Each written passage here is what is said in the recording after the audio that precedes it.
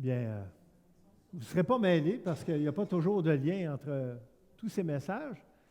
Mais là, ces trois sections-là sont complétées, le Pentateuque, les livres historiques, les livres poétiques. Et là, on rentre dans une section qui s'appelle les livres prophétiques. Donc, Ésaïe se retrouve le premier de ces livres-là.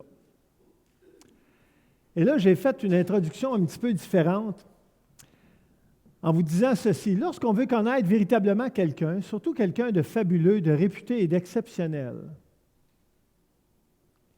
qui vit dans un monde totalement inédit et à part, et qui a peu ou pas de contact direct avec les autres, on doit considérer toutes les sources d'informations possibles pour parfaire notre connaissance de cette personne. Je ne sais pas si vous savez de quelle personne je parle. Je parle de Dieu, de l'Éternel Dieu.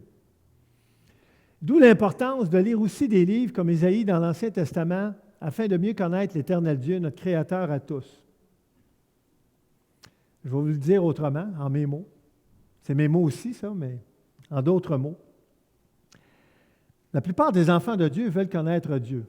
Un enfant de Dieu qui ne va pas connaître Dieu, selon moi, c'est un transfuge, c'est un hypocrite, c'est pas un vrai, hein, c'est un faux. Mais un vrai enfant de Dieu veut connaître son Dieu. Comme moi, quand j'étais enfant, je voulais connaître mes parents, c'était normal, puis j'avais avantage à les connaître aussi. Et on a avantage aussi à connaître Dieu. Mais vous savez, parfois, on se contente de peu. On connaît Dieu un peu, puis on s'arrête là-dessus. Puis on se dit, « Ah, j'en connais assez. » J'ai connu du monde, moi, qui me disait, « Je connais Dieu, mais je ne veux pas lire la Bible. Je n'ai pas besoin de ça, je le connais, puis j'ai une bonne relation avec, c'est un bon gars. » Il parlait, là, tu sais, comme il parlait de son chum de taverne, là, n'importe qui. Non, ce n'est pas de même. Mais si on veut connaître Dieu et qu'on fait juste lire le Nouveau Testament puis les psaumes, ce que certaines personnes font, il y a du monde qui me l'ont déjà dit, moi je lis juste le Nouveau Testament, puis des fois les psaumes. Bien, on manque tout un aspect de la connaissance de Dieu parce qu'il est révélé également dans toute la Bible. Et donc, étant donné que Dieu, il n'est pas facile à connaître, on s'entend, hein? C'est un être fabuleux, exceptionnel, réputé, mais qui vit dans un monde inédit, à part, qui n'a pas de contact direct avec les autres. Alors, c'est pour ça qu'on doit prendre toutes les sources d'informations possibles pour apprendre à le connaître, et c'est pour ça qu'on est appelé à lire l'Ancien Testament. Cependant, il y a une mise en garde, c'est qu'il faut garder le contenu de la Bible dans son contexte. C'est Dieu lui-même et son œuvre, sa pensée et sa volonté qu'on veut connaître et comprendre dans ses lectures et méditations, particulièrement lorsqu'on considère un livre de l'Ancien Testament, parce qu'il y a des différences importantes au niveau doctrinal, au niveau du contenu, dans l'Ancien et dans le Nouveau Testament. On va prendre donc quelques secondes pour prier juste avant de commencer. Seigneur, merci pour cette occasion que tu nous donnes ce matin de pouvoir creuser dans ta parole. Quel privilège j'ai eu de pouvoir préparer ce message, Seigneur, que tu puisses nous toucher chacun, chacune, selon nos besoins, tu nous connais. Et Seigneur, qu'on reparte d'ici avec une meilleure connaissance de toi, afin qu'on puisse mieux vivre cette vie si riche en toi. C'est en Jésus qu'on te prie. Amen. En fait, il va y avoir un spécial un petit peu ce matin. Je vous le dis tout de suite parce que je ne suis pas capable de le garder. C'est comme une surprise que tu ne peux pas cacher, là. C'est que j'ai décidé, à la suggestion d'ailleurs de quelqu'un, d'apporter 2 messages sur Ésaïe. La raison est simple. C'est que le livre d'Ésaïe, c'est un peu comme, si tu prends vraiment le temps de le lire et de le méditer, c'est un peu comme si tu allais au restaurant, puis tu voulais manger dans la même soirée un festin de fruits de mer, de mets italiens, de cuisine française, de cuisine mexicaine, puis pourquoi pas libanaise, puis en tout cas un peu de tout, là, mais tellement qu'à un moment donné, tu regardes ça et tu te dis, mais écoute, je vais être malade si je mange tout ça, je ne suis pas capable de manger tout ça. Il y a trop de variétés, il y a de l'épicé, il y a du ci, il y a du ça. C'est un peu comme ça le livre d'Ésaïe. Il y a un contenu incroyable dans le livre d'Ésaïe, puis malheureusement, que trop souvent, on ne connaît pas assez. Et je me suis dit, tant qu'à apporter trop en peu de temps, bien, je vais m'étendre sur 2 messages, ça va juste être plus facile à digérer. Et donc, je commence par une introduction où je vous présente le livre et je vous dirai les principales caractéristiques du livre d'Ésaïe. Et vous allez voir que il y a des choses qui vont vous surprendre aujourd'hui, probablement. Moi-même, en faisant cette étude et le relire à quelques reprises, Ésaïe, qui a quand même 66 chapitres, il y a des choses qui m'ont saisi, que je n'avais jamais saisi autant. Le livre d'Ésaïe tire son titre de l'auteur dont le nom signifie « Le Seigneur est le salut » et s'apparente au nom de Josué, Élisée et Jésus. Ésaïe est cité directement dans le Nouveau Testament plus de 65 fois, beaucoup plus que tout autre prophète de l'Ancien Testament, et cité nommément plus de 20 fois. Qu'est-ce que ça veut dire, ça? Ça veut dire que quand tu lis le Nouveau Testament, à 65 reprises, il est question des écrits d'Ésaïe. Est-ce que vous réalisez l'importance de connaître ce livre-là? Hein? Si on se contente de lire le Nouveau Testament, on ne comprendra pas toute la richesse prophétique du Nouveau Testament. C'est un livre prophétique. Il y a des prophéties extraordinaires qui ont été mentionnées par Ésaïe. Puis quand on les lit dans le Nouveau Testament, si on ne fait pas le lien, on ne réalise pas c'est quoi une prophétie. On ne réalise pas à quel point Dieu est grand en ce qu'il a prédit des choses qui allaient arriver et qui sont arrivées. Et c'est pour ça l'importance, quand tu lis le Nouveau Testament, puis là, bon, tu es juste dans cette petite section-là de la Bible, là, on s'entend, là, c'est ça, là, le Nouveau Testament. Là. Tiens, Matthieu 1. Ça, c'est le Nouveau Testament. Ça, c'est l'Ancien Testament. Alors, quand tu lis juste ça, puis tu ne fais pas référence à ça, il te manque une grande exposition sur qui est Dieu et ce qu'il fait. Puis Dieu, la Bible a dit qu'il est le même quand? Hier, aujourd'hui et éternellement. D'où l'importance, même si, oui, il y a des nuances à comprendre dans l'Ancien par rapport au Nouveau Testament, mais attention, Dieu est le même, Dieu ne change pas. Et c'est pour ça qu'en comprenant mieux qui est Dieu dans l'Ancien Testament, ça nous aide beaucoup à le comprendre aussi dans le Nouveau Testament, d'où ça vient. Ésaïe ou Isaïe, si vous voyez des fois Isaïe écrit avec un I plutôt qu'un E, bien, n'ayez pas peur. Il y en a-tu deux? C'était son cousin, son jumeau. C'est deux façons de l'écrire. Donc, a exercé son ministère à Jérusalem et aux alentours en tant que prophète de Juda pendant les règnes de 4 rois de Juda, donc Osias, Jotam, Akaz et Ézéchias. Tous des noms qu'on est très familiers. J'ai beaucoup d'élèves qui portent ces noms-là. Il semble venir d'une famille d'un certain rang car il avait facilement accès au roi. La référence est là, mais on ne va pas nécessairement voir tous les versets tout de suite. Je garde comme une partie présentation générale, après ça une présentation des passages principaux. Il était marié, avait 2 fils, et lorsqu'il fut appelé par Dieu à prophétiser l'année du décès du roi Osias, il répondit avec une promptitude joyeuse, « Me voici, envoie-moi ». On va le voir un petit peu plus loin. C'est comme ça qu'Ésaïe a répondu à son appel, « Me voici, envoie-moi ». Est-ce que c'est comme ça que tous les croyants répondent à Dieu? On a juste à penser à un croyant dans l'Ancien Testament. Son prénom commence par J. Jonas. Hein? Il n'a pas dit « Me voici, envoie-moi ». Il a dit « OK, tu veux que j'aille là? Je m'en vais là. Hein? » 180 degrés, il est parti de l'autre bord. Alors, évidemment, c'est une belle réponse. C'est touchant de voir de quelle façon il répond, mais je ne suis pas sûr que si le Seigneur nous appelait chacun d'entre nous dans une mission particulièrement périlleuse et complexe et exigeante, qu'on répondrait tous en disant « Me voici, envoie-moi ». Certains d'entre nous, on dirait « Je vais y réfléchir, puis je te reviens là-dessus ».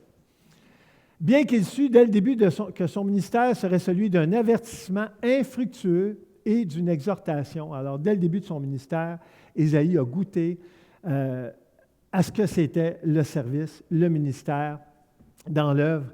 Et même si ce n'est pas exactement, évidemment, ce n'est pas un ministère pastoral, c'était quand même de prendre soin du peuple et de leur annoncer les oracles de Dieu. Ésaïe était un contemporain d'Osée et de Michée, donc 2 autres prophètes. Son style d'écriture, ça c'est intéressant, n'a pas son pareil dans sa polyvalence d'expression, sa brillance d'image et sa richesse en vocabulaire. Le père de l'Église primitive, Jérôme, l'a comparé à Démosthène, un légendaire orateur grec. Et là, voici en quoi le livre d'Ésaïe, c'est-à-dire, est particulièrement riche dans l'Ancien Testament. C'est que dans le livre d'Ésaïe, il y a 2186 mots différents, alors qu'il y en a 1500 ou 1600 pour les prophètes Ézéchiel et Jérémie. Là, ce n'est pas la quantité de mots totale, c'est la quantité de mots différents. Autrement dit, son langage est beaucoup plus riche, puis il va aborder des sujets que d'autres prophètes n'aborderont pas. C'est pour ça que je vous disais, Ésaïe, là, c'est comme un festin avec toutes sortes de mets là, diversifiés, là, une grande, grande richesse que ce livre. Ésaïe a prophétisé pendant la période du royaume divisé, donc on parle de Juda et Israël, dirigeant le message principal de son message vers le royaume méridional de Juda, donc le royaume du Sud. Il a condamné le ritualisme vide de son temps et l'idolâtrie dans laquelle tant de gens étaient tombés. Et on va voir que le ritualisme et l'idolâtrie n'étaient pas nécessairement juste à cette époque-là qu'on retrouvait ça. Ça peut exister aussi en 2019. Il prévoyait la captivité babylonienne de Juda à cause de son éloignement du Seigneur. L'accomplissement de certaines de ses prophéties de son vivant a fourni ses références à la fonction prophétique. Ce que ça dit, c'est que certaines de ces prophéties se sont réalisées plus tard, mais il y a de ces prophéties qui se sont réalisées pendant sa propre vie. Et ça, c'était particulier, parce que ce n'étaient pas tous les prophètes qui expérimentaient ça. Ésaïe l'a expérimenté. Les efforts de Sennachérib pour prendre Jérusalem ont échoué, comme l'avait prédit Ésaïe. Et ça, c'est de son vivant. On va le voir dans les références plus tard. Le Seigneur a guéri la maladie grave d'Ézéchias, le roi Ézéchias, comme l'a prédit Ésaïe. Encore là, c'est une prophétie vraiment particulière. Et ça, c'est particulier bien avant que Cyrus, le roi de Perse, qui est aussi appelé un Messie, soit apparu sur les lieux. Ésaïe l'avait désigné comme le libérateur de Juda de la captivité babylonienne. Savez-vous combien d'années avant que Cyrus apparaisse que ça a été prophétisé? 150. Quand tu dis que tu as une prophétie 150 ans avant, en nommant la personne, ce qu'il va faire, c'est assez particulier, là. Moi, il y a un frisson qui me traverse là, quand je réalise ça, là. C'est comme si le Seigneur nous disait ce matin, dans 150 ans, ici, à Arvida, il va se passer telle affaire. 150 ans plus tard, les personnes qui liraient notre histoire verraient que ce qui avait été prédit arriverait exactement, littéralement, dans 150 ans. Je veux dire, les gens seraient renversés et leur foi serait nourrie là, pendant des mois, des années, peut-être toute leur vie, d'une prophétie semblable. C'est ce qui est arrivé avec Cyrus. L'accomplissement de ces prophéties sur la première venue de Christ a donné à Ésaïe une confirmation supplémentaire. Et le modèle d'accomplissement littéral de ces prophéties déjà accomplies donne l'assurance que les prophéties, et ça c'est intéressant, sur la seconde venue de Christ, verront également un accomplissement littéral. Ce que ça veut dire en résumé, c'est que si Ésaïe a prophétisé, et il l'a fait sur Jésus, sa première venue et son ministère, et ça s'est réalisé comme il l'a prophétisé, alors évidemment, on peut avoir confiance que ces prophéties sur la seconde venue du Christ vont également se réaliser, parce que les premières prophéties se sont réalisées, certaines d'entre elles, on s'entend, des milliers d'années, en tout cas plusieurs centaines d'années plus tard. Ésaïe fournit des données sur le futur jour du Seigneur et le temps qui suit.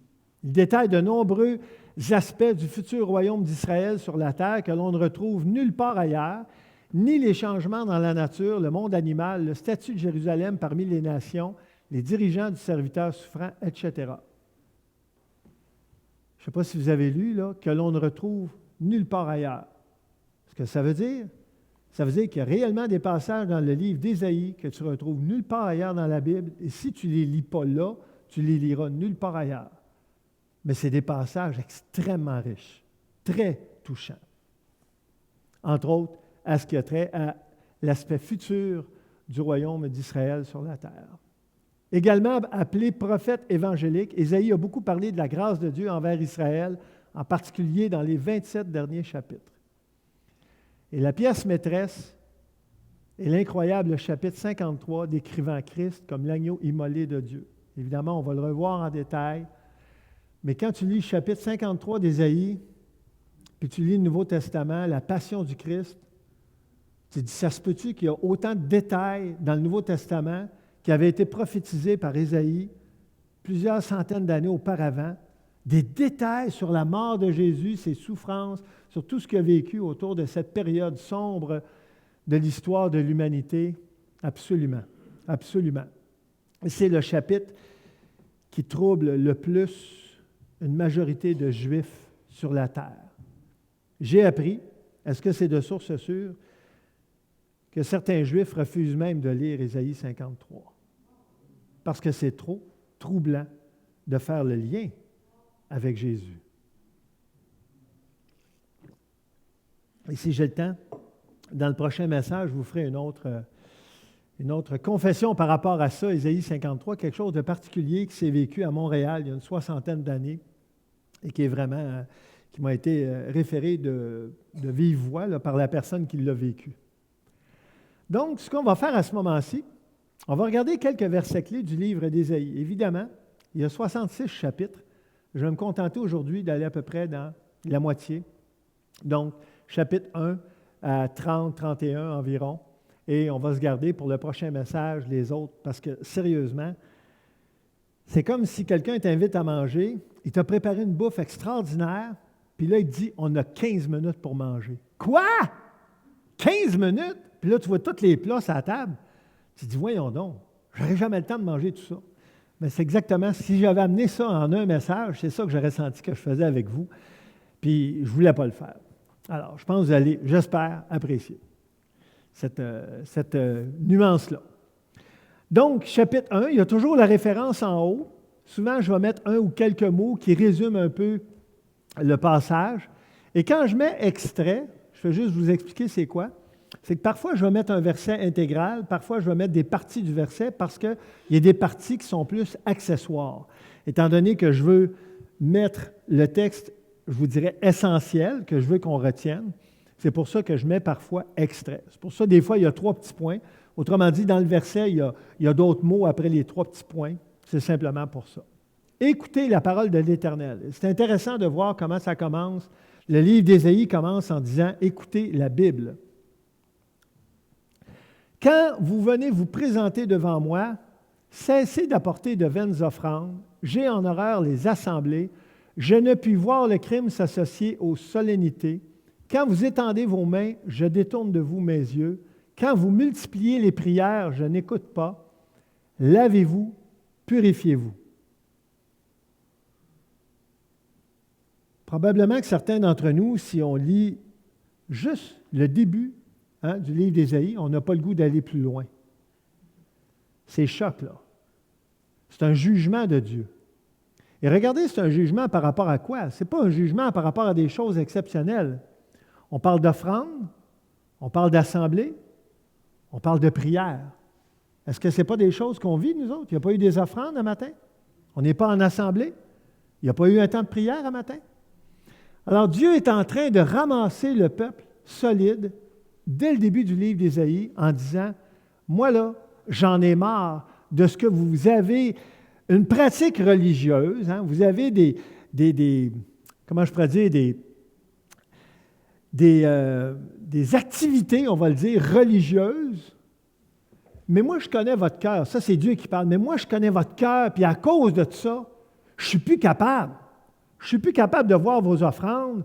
J'ai en horreur vos assemblées. » Puis il dit pourquoi? « Je ne puis voir le crime s'associer aux solennités. » C'est que lui connaissait le cœur du peuple. Puis il était choqué de voir que le peuple, en dépit qu'il avait un cœur trouble, un cœur double, semblait vivre une belle vie religieuse, bien clean, à la face des autres. Et quand il dit, quand vous étendez vos mains, c'était une pratique qui était souvent habituelle, d'étendre les mains vers Dieu lorsqu'il priait. Il y a des églises où ça se fait encore aujourd'hui. Je détourne de vous mes yeux. Quand vous multipliez les prières, je n'écoute pas. Autrement dit, les prières du peuple se rendaient jusqu'au plafond, puis n'allaient pas plus haut. Pourquoi c'est important de lire un passage comme ça?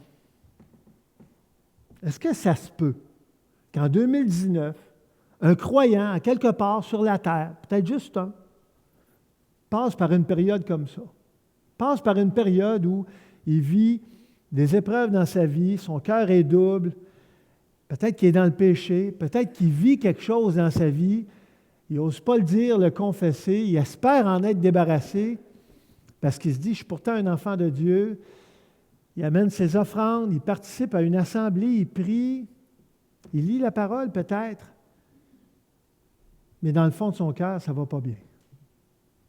Et ça, je vous dirais, c'est très important ce matin qu'on en prenne conscience parce qu'une bonne partie du livre d'Ésaïe, c'est ça. C'est des avertissements. Pourquoi Dieu avertit? Est-ce que vous savez pourquoi Dieu avertit? Bien, si vous êtes père ou mère de famille, vous le savez pourquoi. Parce qu'un bon parent, ça avertit son enfant. Pourquoi ça l'avertit? Parce que ça veut y éviter des problèmes. Donc, ça va l'avertir. Fais attention à ce que tu fais. Tu joues avec le feu, tu peux te brûler. Tu sautes de trop haut, tu peux te blesser. Tu fais ceci, il peut avoir des conséquences graves. Et c'est normal qu'un parent le fasse. Imaginez Dieu. Dieu qui est un bon père, un bon papa du ciel, le meilleur qu'il n'y a pas, mais qui est, en plus de ça, beaucoup plus que ça, qui est Dieu. Il n'est pas juste un père, il est Dieu le Père. Alors lui, Dieu, là, on ne peut pas y en passer. On peut être hypocrite avec les proches qui nous côtoient, mais on ne peut pas être hypocrite avec lui. On peut faire semblant de vivre la vie chrétienne, mais devant Dieu, on ne peut pas le faire. Et c'est pour ça que Dieu mettait tout de suite, dès le début du livre d'Ésaïe, il fait ces mises en garde-là, en voulant dire au peuple, écoutez-moi bien, là, j'ai des reproches à vous faire, écoutez-les bien, parce que j'aime pas ça, ce que vous faites en ce moment. Le cœur double, là, j'en veux pas de ça. Je pense que cet avertissement-là, probablement, moi en tout cas, il me parle, parce que je sais que je n'ai pas toujours été, dans mes 35 années de vie chrétienne, toujours au top. Je n'ai pas toujours été au 100% proche du Seigneur, dans la confession quotidienne, toujours à garder mon cœur proche de Dieu, méditer sa parole, avoir le désir de faire sa volonté à plein. Je n'ai pas toujours été comme ça. Et peut-être que je ne suis pas le seul. Alors peut-être que vous aussi, ça vous est arrivé ou ça vous arrive encore. Ce qu'il faut retenir ici, c'est qu'il y a une mise en garde. Le Seigneur nous dit quoi? Lavez-vous, purifiez-vous. Alors, même si tu as été ou tu es dans une mauvaise tangente, bien, ça ne veut pas dire que c'est le découragement. Non, le Seigneur a une solution. Lave-toi, purifie-toi. Et on sait par où ça passe. Ça passe par la confession. Ça passe par la soumission puis l'obéissance au Seigneur, de dire, Seigneur, je veux faire ta volonté. J'en ai pas la force. J'ai vraiment de la misère avec les luttes que j'ai en ce moment dans ma vie. Mais si tu m'aides, je vais être capable de passer à travers. Disons que j'ai insisté parce que c'est un contenu qui peut être assez troublant lorsqu'on le lit la première fois.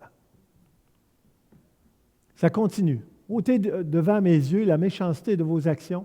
Cessez de faire le mal. Apprenez à faire le bien. Recherchez la justice. Ce n'est pas juste de rejeter le mal. Il faut s'attacher au bien. Si on ne s'attache pas au bien, ça donne quoi de rejeter le mal? On va y retourner dedans si on n'a rien d'autre. Venez et plaidons, dit l'Éternel. Et ça, c'est tellement beau.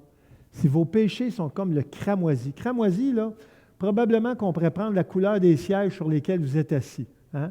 Ça pourrait ressembler à ça, cramoisi. Ce n'est pas une couleur très belle. Belle dans le sens de pur, hein, en termes de pureté.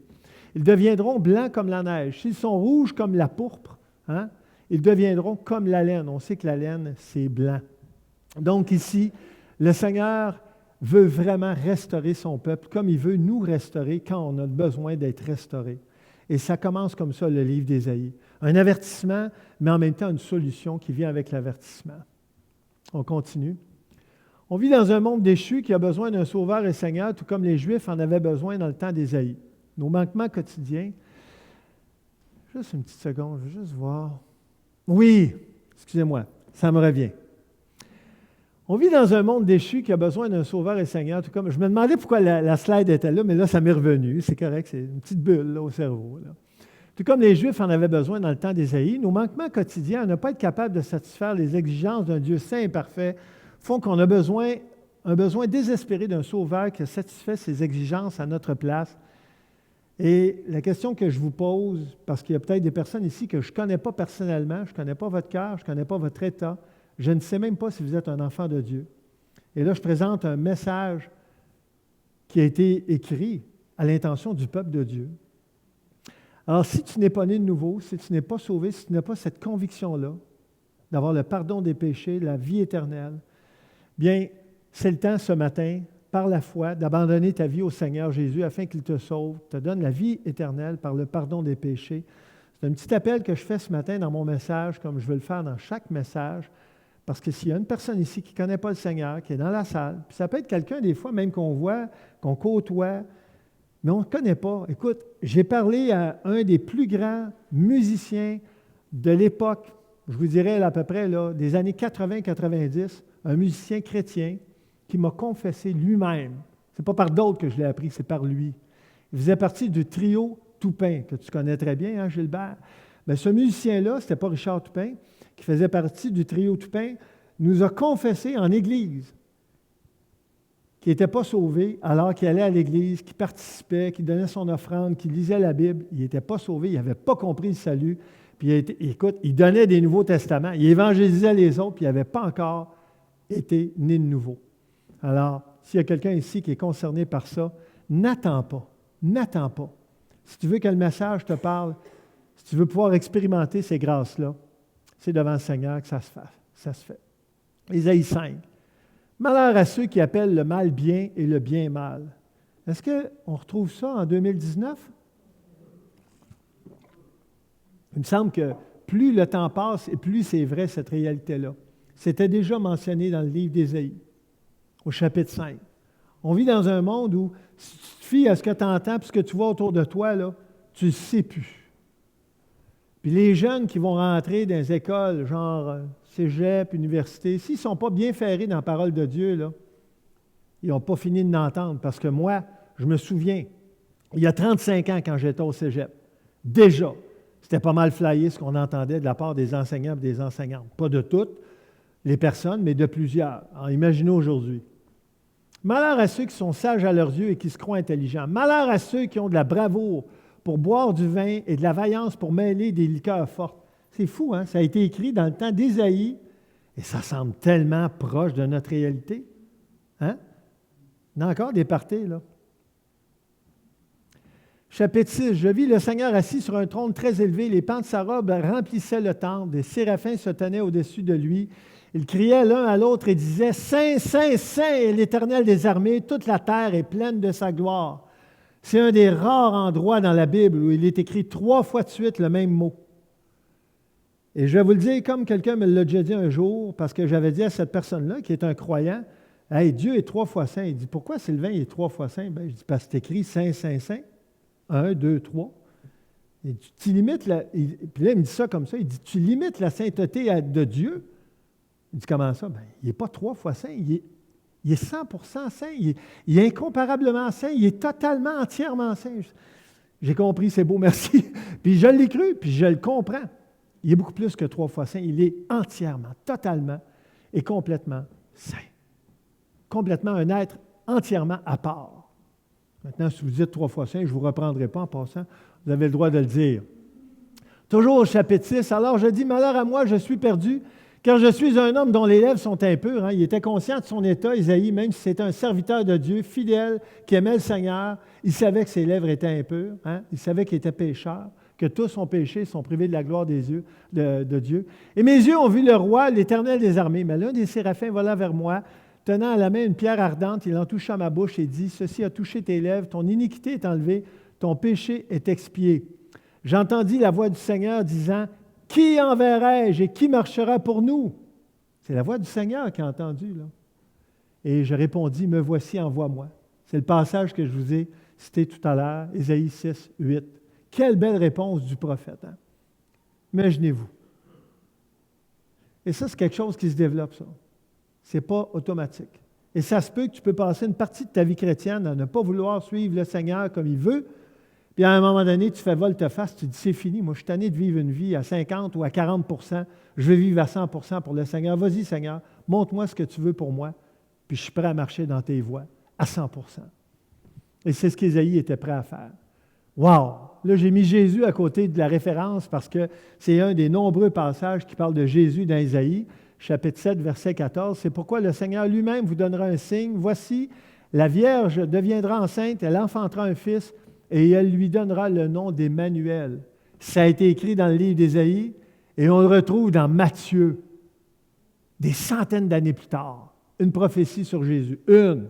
Il y en a plein dans le livre d'Ésaïe. Une richesse, là, je vous le dis, là, un festin que le livre d'Ésaïe sur ces références-là à Jésus.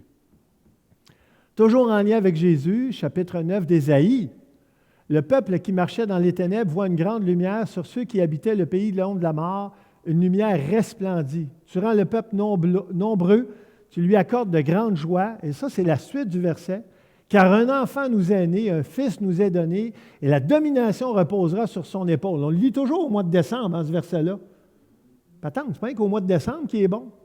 Il est bon à l'année, là, je veux dire. C'est une référence prophétique sur Jésus, mais j'ai besoin de l'entendre au mois d'août aussi pour me rappeler qu'est-ce qui a été dit par Ésaïe sur Jésus qui s'est déroulé textuellement, littéralement, des centaines d'années plus tard. On l'appellera. Et évidemment, il est question de Jésus, admirable conseiller, Dieu puissant, Père éternel, Prince de la paix. Puis il y a encore du monde qui doute de la divinité de Jésus. Excusez-moi, là, mais moi, c'est clair. Là, juste une référence comme ça là, dans l'Ancien Testament, qu'on sait très bien qui est en lien avec Jésus, il me semble que c'est tellement évident que la divinité de Jésus est exprimée ici, là, bien avant qu'il naisse, bien avant qu'il vienne au monde. Toujours en lien avec Jésus, on le voit en haut, mais dans le chapitre 11, un rameau sortira du tronc d'Ésaïe, un rejeton naîtra de ses racines, l'Esprit de l'Éternel reposera sur lui. Esprit. Tu as parlé du Saint-Esprit, Steve, un matin? Voici les caractéristiques de l'Esprit. Hein? La Bible a dit dans le Nouveau Testament un esprit de force, d'amour et de sagesse, mais déjà dans l'Ancien Testament, ça disait un esprit de sagesse et d'intelligence, de conseil et de force, de connaissance et de crainte de l'Éternel. Wow! Ça, c'est l'Esprit Saint qui vit dans le cœur du croyant et de la croyante. Et la majorité des gens ici, je crois, dans cette salle, sont nés de nouveau. C'est l'Esprit qui est en vous et qui est en moi. C'est important de le réaliser parce que si je ne le réalise pas, je peux vivre une petite vie misérable longtemps. Parce que j'ai une richesse en moi que je ne connais pas. Puis parce que je ne la connais pas, bien, je vis une petite vie tranquille. Puis je me dis, ben moi, je suis né pour un petit pain, on dirait, puis je vais continuer de même. Misérable que je suis. Non! C'est l'Esprit que Dieu fait régner dans le cœur du croyant qui est né de nouveau, qui a demandé pardon pour ses péchés, qui a accepté le Seigneur. Et c'est pour ça que je vous disais tout à l'heure, si quelqu'un n'a pas accepté le Seigneur, c'est le temps, attends pas. Parce que cette richesse-là, tu ne l'auras jamais. Tu ne peux pas l'avoir par la force des hommes, par la sagesse des hommes. La Bible est claire, ça ne passe pas par là. Il n'y a pas une université qui va te donner ça. Il n'y a pas un diplôme que tu aies une maîtrise, un doctorat, un post-doctorat qui va te donner cet esprit-là. C'est un don gratuit. Ça vient de Dieu. Et c'est lui-même qui est dans cet esprit. Il respirera, on parle de Jésus ici, hein, la crainte de l'Éternel. Il ne jugera point sur l'apparence. Il ne prononcera point sur un oui-dire. J'ai mis la colombe parce que souvent c'est utilisé comme symbole pour l'esprit. Mais on s'entend que l'esprit est beaucoup plus qu'une colombe, là.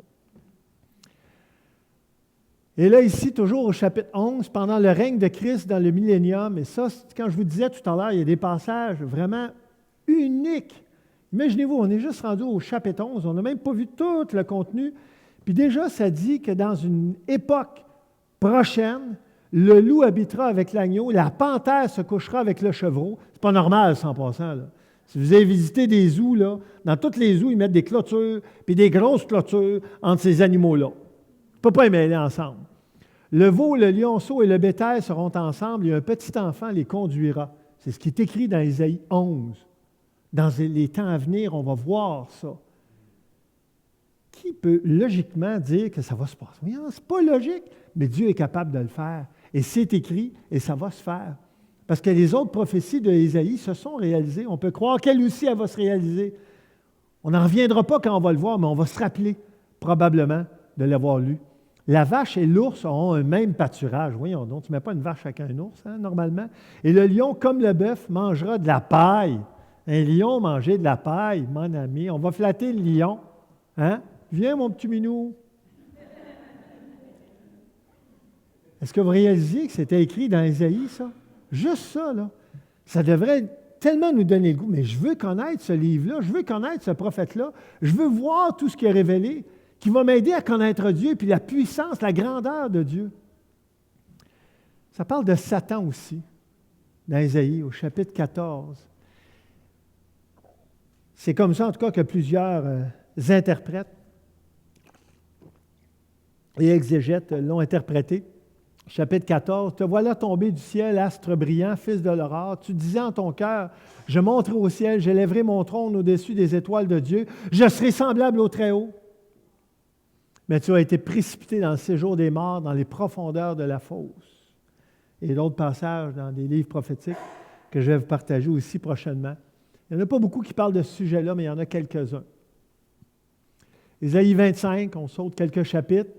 L'Éternel des armées prépare à tous les peuples sur cette montagne un festin de mets succulents, un festin de vin vieux, de mets succulents, de vin vieux clarifié. Il engloutit la mort pour toujours. Wow! On lit ça dans Apocalypse. On lit ça dans Apocalypse, mais on ne réalise pas que des... Et là, c'est vrai par rapport à Apocalypse, là, des centaines d'années là, auparavant, déjà, ça avait été prophétisé. Il engloutit la mort pour toujours. Le Seigneur, l'Éternel, essuie les larmes de tous les visages. C'était déjà prophétisé dans Ésaïe, bien avant qu'on le retrouve dans Apocalypse. Le chapitre 26, un beau passage que j'ai appris, j'étais jeune chrétien, quelqu'un m'a partagé ça, j'avais des soucis, des inquiétudes. Sylvain, connais-tu Ésaïe 26? Non. J'étais jeune chrétien, je n'avais pas lu l'Ancien Testament du tout. Je n'étais pas attiré vers ça. J'étais attiré vers le Nouveau Testament puis les psaumes. Puis là, je m'en vais dans Ésaïe 26. Puis là, je lis ça. À celui qui est ferme dans ses sentiments, tu assures la paix parce qu'il se confie en toi. Confiez-vous à l'Éternel, en l'Éternel à perpétuité, car l'Éternel est le rocher des siècles. Éternel, tu nous donnes la paix, car tout ce que nous faisons, c'est toi qui l'accomplis pour nous. Wow! Quand j'ai lu ça, j'ai dit, mais tu m'as tellement fait du bien par cette lecture-là. Et ça m'a donné le goût de lire Ésaïe, parce que je me suis dit, voyons donc, je ne connaissais pas ça. Il faut que je le lise, là, ce livre-là. Il faut que je me dépêche de le lire, l'Ancien Testament, pour mieux connaître qui est ce Dieu de paix. Hein? Et quand c'était écrit, tout ce que nous faisons, c'est toi qui l'accomplis pour nous. Bien ça, ce qui est merveilleux, c'est qu'on voit que Dieu agit en nous, mais surtout qu'on n'a pas à se glorifier de ce qu'on fait. Hein? L'apôtre Paul lui-même le disait, que ce n'était pas lui, mais c'était Dieu qui agissait en lui, par lui. Alors, ça, c'est quelque chose qui nous aide aussi à rester où nous sommes, bas, au pied du Seigneur, à ne pas se prendre pour un autre, même si on a des capacités intéressantes. Coucou. Chapitre 28. C'est pourquoi ainsi parle le Seigneur l'Éternel. Ça parle de Jésus ici, j'ai mis Jésus en haut, j'ai oublié de le mettre en mauve. Là. J'ai mis pour fondement en Sion une pierre éprouvée, une pierre angulaire de prix, solidement posée. Celui qui la prendra pour appui n'aura point hâte de fuir. Et ça, ici, dans le Nouveau Testament, il est question que Jésus est la pierre angulaire. La pierre angulaire, à l'époque où il n'y avait pas des instruments comme des lasers, comme des rubans mesurés, toutes sortes d'instruments qu'on utilise de nos jours, bien, c'était la première pierre qu'il posait pour construire un bâtiment à partir de laquelle il enlignait un mur, l'autre mur, puis tout le haut de la bâtisse. Donc, c'était super important. C'est une image que j'ai trouvée sur Internet. C'est intéressant. Ils ont fait la pierre en forme de croix. Mais il est question donc de Jésus encore une fois ici. Chapitre 29. Le Seigneur dit, « Quand ce peuple s'approche de moi », ça fait référence à ce que je vous ai dit au début, tout à l'heure dans le chapitre 1. « Il m'honore de la bouche et des lèvres, mais son cœur est éloigné de moi, et la crainte qu'il a de moi n'est qu'un précepte de tradition humaine. Prenons garde, chacune qui sont ici, et je m'inclus totalement là-dedans, de ne pas être là, de ne pas faire de la tradition chrétienne. Mais soyons sincères, soyons honnêtes. C'est pourquoi je frapperai encore ce peuple. Ça choque Dieu, ça. Le potier doit-il être considéré comme de l'argile pour que l'ouvrage dise de l'ouvrier, « Il ne m'a point fait ». Alors, on est l'argile, Dieu est le potier. Considérons-le, mon ami. La misère avec ce mot-là. Chapitre 30, et on achève. « Malheur, dit l'Éternel, aux enfants rebelles. » Tiens, il y a quelques enfants dans la salle. Il y a même des passages qui s'adressent à vous, les enfants. Et là, les parents donnent un coup de coude. Là, écoute, là, c'est pour toi, ça. Évidemment, je n'ai pas pris la photo d'un enfant de la salle présente, là. Je ne pense pas que vous connaissiez ces enfants-là. « Malheur, dit l'Éternel, aux enfants rebelles qui prennent des résolutions sans moi. » Hey, même là, même pour un enfant, Dieu avait des reproches à faire. Il s'attendait, il y avait une attente par rapport aux enfants. L'enfant n'a pas besoin d'être ado ou adulte là, pour comprendre, connaître Dieu puis obéir à Dieu. Non. Dès son enfance, il peut commencer. Malheur aux enfants rebelles qui prennent des résolutions sans moi, qui font des alliances sans ma volonté pour accumuler péché sur péché. Dieu ne mâche pas ses mots par rapport aux enfants. Un enfant a aussi des décisions, des choix à prendre par rapport au Seigneur. Et évidemment, la première chose à faire, c'est d'accepter le Seigneur. Si un enfant n'accepte pas le Seigneur, même si ses parents sont croyants, chrétiens, nés de nouveau, bien, ce n'est pas parce que l'enfant, c'est un enfant de parents comme ça qu'automatiquement, tout va venir tout seul. Il a besoin aussi du Saint-Esprit pour être capable d'obéir au Seigneur et de ne pas être rebelle. Et là, je fais référence à un passage dans les Proverbes qui dit « Confie-toi en l'Éternel de tout ton cœur, ne t'appuie pas sur ta sagesse, reconnais-le dans toutes tes voies, il aplanira tes sentiers. Ne sois point sage à tes propres yeux, crains l'Éternel. » Donc ça, évidemment, c'est le pendant positif, si on veut, de l'avertissement du chapitre 30. Toujours au chapitre 30, « Écris ces choses devant eux sur une table et grave-les dans un livre, afin qu'elles subsistent dans les temps à venir éternellement et à perpétuité. » Est-ce que vous lisez ce que je lis là? Chapitre 30, il est écrit ça. Et là, je vais passer très rapidement les 3 dernières slides. Mais pour vous dire ceci, au chapitre 30 de Ésaïe, il a été écrit d'écrire ces paroles pour le prophète, pour qu'elles subsistent éternellement et à perpétuité. Ça fait longtemps qu'on connaît la Bible, mais il y a eu une découverte qui s'est faite à une époque quand même assez lointaine, une des plus grandes découvertes archéologiques de tous les temps. C'est que dans les régions de Qumran, en Cisjordanie, il y a des manuscrits qui ont été retrouvés, qui s'appellent les manuscrits de la mer Morte. Et c'était des textes bibliques qui ont été retrouvés. Et ça, c'est vraiment intéressant. Je vois un petit peu plus vite là, pour terminer. Ce sont les plus anciens témoins du texte biblique que nous avons. Avant leur découverte, on avait très peu de manuscrits très anciens. Ça datait du Moyen Âge. Mais quand on a découvert les manuscrits de la mer Morte, on a fait un bond en arrière de plusieurs siècles dans l'histoire. Et où c'est intéressant, la grande question était de savoir si ces documents correspondaient à la Bible telle que nous la connaissons aujourd'hui, ou même si c'était dans les années 50. Et les manuscrits de la mer Morte contiennent toute la Bible hébraïque, sauf le livre d'Esther. Et le grand livre d'Ésaïe est l'un des 7 originaux de la mer Morte, découverts en 1947. Et voici, c'est le plus grand et le mieux conservé de tous les parchemins bibliques et le seul qui est presque terminé. Les 54 colonnes du parchemin contiennent les 66 chapitres de la version en hébreu du livre biblique d'Ésaïe.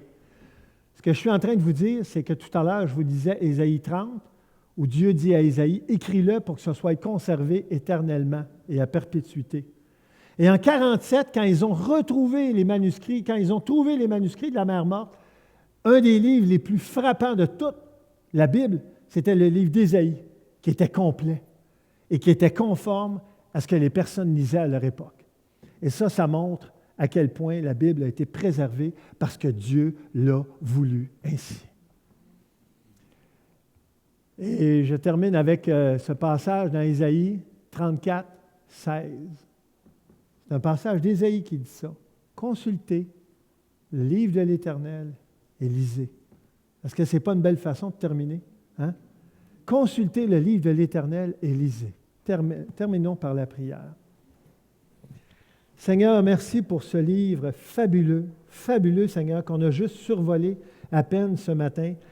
Un livre, Seigneur, riche, un livre avec une quantité d'informations, Seigneur, et une richesse, non seulement littérale, mais une richesse doctrinale, Seigneur, extraordinaire, et qu'on peut avoir accès aujourd'hui même, n'importe qui, on peut prendre du temps pour lire ce livre, pour l'écouter en audio et découvrir qui tu es à l'intérieur des richesses de ce livre merveilleux qu'est la Bible. Garde-nous, Seigneur, de nous décourager, mais plutôt encourage-nous par tout ce que tu es et tout ce que tu fais, car c'est en Jésus qu'on te le demande. Amen.